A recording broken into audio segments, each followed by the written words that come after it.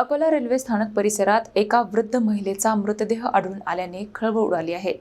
लक्ष्मीबाई असे मृत महिलेचे नाव असून त्या अनेक दिवसांपासून बेघर अवस्थेत रेल्वे परिसरात वास्तव्यास असल्याची माहिती समोर आली आहे। अकोला रेल्वे स्थानक परिसरात बुधवारी एका वृद्ध महिलेचा मृतदेह आढळून आल्याने परिसरात खळबळ उडाली। लक्ष्मीबाई असे मृत महिलेचे नाव असून त्या कौलखेड परिसरातील गणेशनगर भागातील रहिवासी असल्याची प्राथमिक माहिती समोर आली। मिळालेल्या माहितीनुसार लक्ष्मीबाई या गेल्या अनेक दिवसांपासून रेल्वे स्थानक परिसरात बेघर अवस्थेत राहत होत्या। बुधवारी सकाळी त्यांचा मृतदेह आढळून आल्यानंतर रेल्वे पोलीस आणि जीआरपी कर्मचाऱ्यांनी घटनास्थळी धाव घेतली।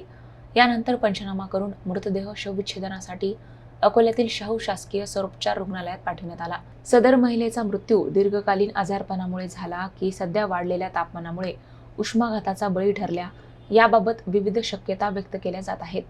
दरम्यान शवविच्छेदन अहवाल प्राप्त झाल्यानंतरच मृत्यूचे नेमके कारण स्पष्ट होणार असून रेल्वे पोलीस पुढील तपास करीत आहेत।